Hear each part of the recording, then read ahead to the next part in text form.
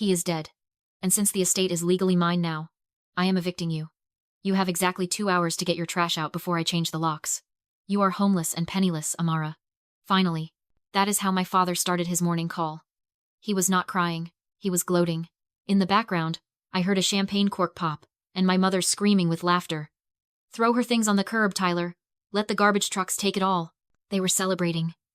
They thought my grandfather was gone and I was destroyed. I did not say a word. I just reached out and pressed the speaker button. Because sitting right across from me at my kitchen table, holding his coffee mug and looking very much alive, was my grandfather Silas. He stared at the phone, his eyes turning to hard flint. He heard his son celebrating his death. He heard his daughter-in-law ordering me to the street. And he did not just get mad. He signaled me to slide the phone closer. The trap was set. Before I tell you what Grandpa Silas did when he heard his own son laughing about his death, tell me in the comments. Where are you watching from right now? And have you ever had family who smiled when you suffered? I want to see who is with me. I stared at the phone on the table, watching the seconds tick by on the call timer. My father was still talking, filling the silence with his own importance, unaware that the dead man was listening to every syllable. To Gregory and Patricia, I have always been an accessory, a background character, the granddaughter they allowed to live in the converted garage apartment behind the main house, not out of love, but because it was convenient to have a live-in bookkeeper they did not have to pay market rate.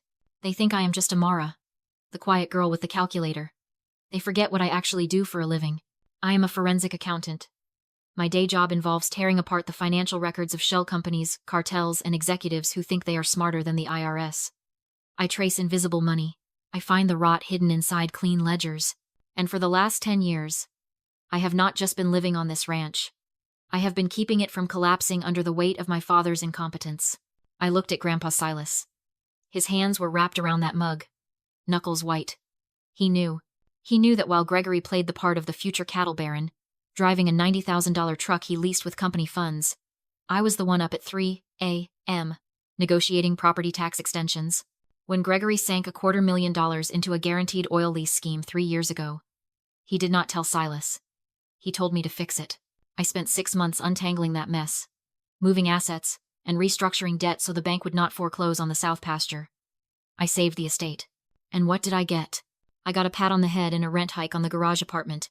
You are lucky we let you stay here, Patricia had told me last Christmas, sipping wine that cost more than my weekly grocery budget. Family helps family. You should be grateful you have a roof. Grateful. That was their favorite word. They lived in the 5-bedroom main house with the heated floors and the chef's kitchen. I lived in a drafty studio above the tool shed, where the water heater rattled like a dying engine. They flew first class to Vail. I drove a 2014 sedan with a check engine light that I covered with black tape. But I never complained. Not once. Because I was not staying for them. I was staying for Silas. I was the firewall between my grandfather's legacy and my parents' bottomless greed. I knew that the moment I left, they would pick his bones clean. So, I stayed. I kept the books. And more importantly, I kept the receipts. Gregory's voice boomed through the speaker, jarring me back to the present. We are going to list the land by Monday, he was saying to my mother. Not even bothering to address me anymore. I have already got a developer lined up. We will bulldoze the old barn, subdivide the creek frontage. It is going to be a gold mine, Trish. He spoke with the absolute, terrifying confidence of a man who believes biology equals authority. He thought that being the firstborn son made him a king. He thought a last will and testament was a magic wand that instantly granted him dominion over the earth. He treated me like a liability he could finally write off. He did not realize that for 10 years, while he was busy spending money he did not have, I was memorizing every single account number, every password, and every dirty secret he thought he had buried. He thought he was evicting a tenant. He was about to find out he was declaring war on the auditor. I looked across the table at Grandpa Silas. His jaw was set so tight I could see the muscle jumping, but he did not say a word. He just listened to his only son plotting to dismantle his life's work. On the phone, Gregory was still talking, unaware that he was digging his own grave with every sentence. I am sending Tyler over with the truck, he said, his voice dropping to that conspiratorial tone he used when he thought he was being clever. He is going to clear out the old man's office first. Get the safe open. We need to secure the deeds before the lawyers get involved. Secure. That was Gregory's speak for hide. And make sure he changes the locks on the main gate. Patricia chimed in, her voice shrill. I do not want Amara sneaking back in to steal anything. You know how she is. Steal. I almost laughed. I was the one who stopped them from stealing the tractor fund to pay for their vacation to Cabo last year. That was the moment the sadness finally evaporated, replaced by a cold, sharp clarity. This was not just grief or greed. This was an extermination. They wanted to erase me. They wanted to erase Silas. They wanted to turn this ranch into cash and pretend we never existed. And they were doing it all because of a piece of paper Gregory thought was in his pocket. I looked at Grandpa. He knew exactly what Gregory was thinking. My father was suffering from what I call the executor illusion. He believed that a last will and testament was a magic spell. He thought that the moment a heart stopped beating, the firstborn son automatically became the emperor. He did not know Texas law. He did not know that a will is just a suggestion until a probate judge validates it. He did not know that an executor has a fiduciary duty not to loot the estate before the funeral. And he definitely did not know that 3 years ago, after Gregory borrowed $50,000 from the operating account without asking, Silas and I sat down with a very expensive estate attorney in Austin. We did not just update the will. We built a fortress. We created an intricate web of legal triggers designed for exactly this moment. We anticipated his greed. We planned for his entitlement. Gregory was playing checkers, flipping the board because he thought he had won. He had no idea that Silas and I had been playing 4D chess for years, waiting for him to make his move. Amara? Gregory barked through the phone, realizing I had not responded to his eviction threat. Are you still there? Or are you packing? I leaned into the phone. I am here, Dad. Good. 2 hours. If Tyler gets there and your stuff is still inside, it goes on the burn pile. Understood, I said. My voice did not shake.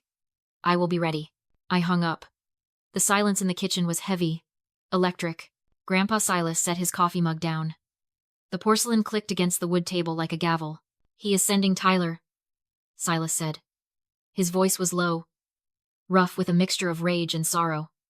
To break into my office. Yes, I said. And he thinks I am dead. Silas stood up. He walked to the window and looked out at the rolling hills of the ranch he had built with his own hands 50 years ago. He looked at the barn Gregory wanted to bulldoze. He looked at the land Patricia wanted to sell to developers. Then he turned back to me. The sorrow was gone. In its place was the look of a man who used to put cattle rustlers in prison. Open the laptop, he said. Let's watch them try. I opened my laptop on the kitchen table. The screen glowed to life, the only light in the dim room.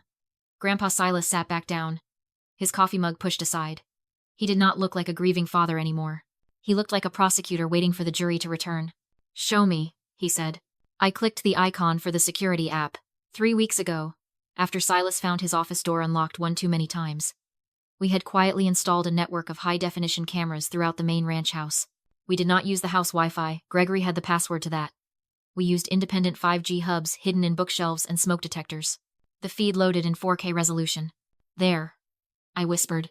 On the screen, my cousin Tyler was standing in the middle of Grandpa's study. He was not wearing black. He was not sneaking. He was wearing his gym clothes and holding a red steel crowbar. I watched, my stomach turning to ice, as Tyler Jameson, the cousin who used to eat at our Thanksgiving table, jammed the crowbar into the seam of Grandpa's antique mahogany desk. The wood splintered. He was not looking for a key. He was tearing the drawer out. He is looking for the ledger, Silas said, his voice devoid of emotion. He thinks I keep the deed in there. On screen, Tyler tossed the drawer onto the floor. He started sweeping books off the shelves, pulling down framed photos of my grandmother, and smashing the glass to check for wall safes behind them. It was not just a robbery.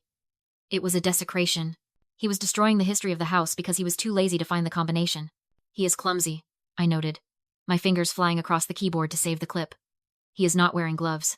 He does not think he needs them, Silas replied. He thinks the owner is dead. That was receipt number 1. Felony burglary and destruction of property. But we were not done. My email pinged. A high-priority alert from the bank.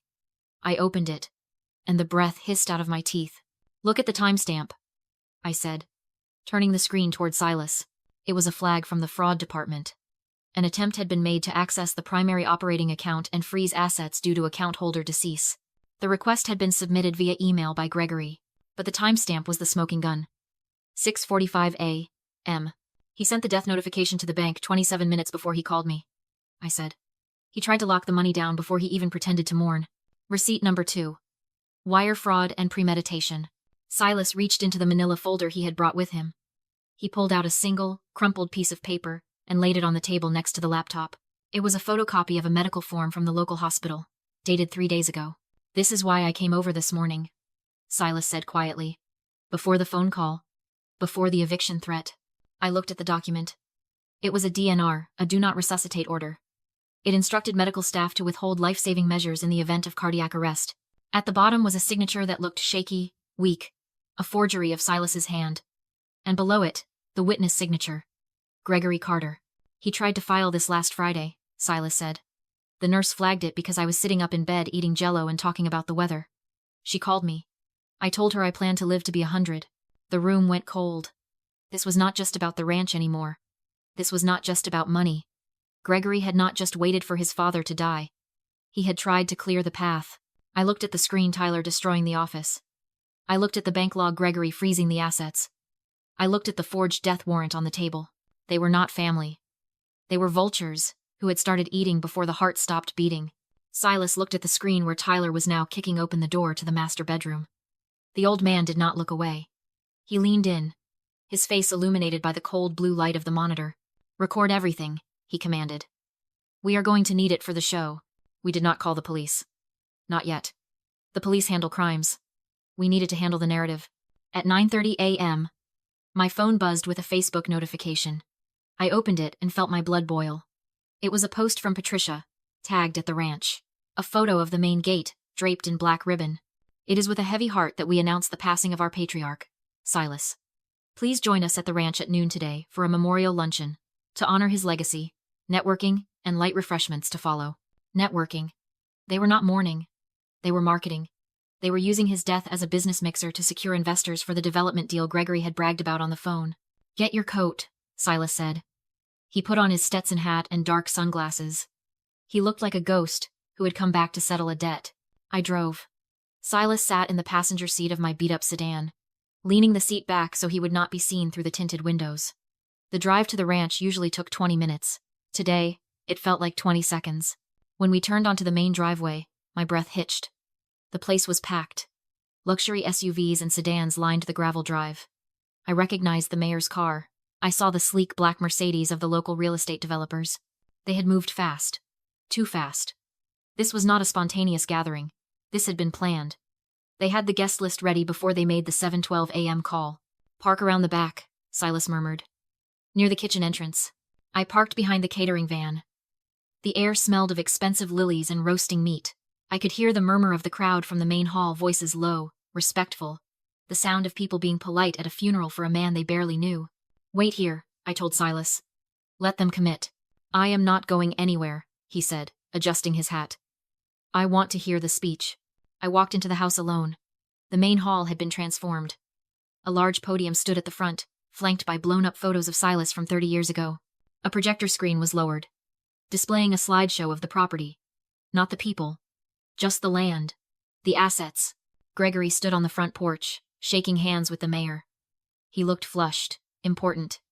He was wearing a black suit that fit him a little too well, like he had bought it for this exact moment.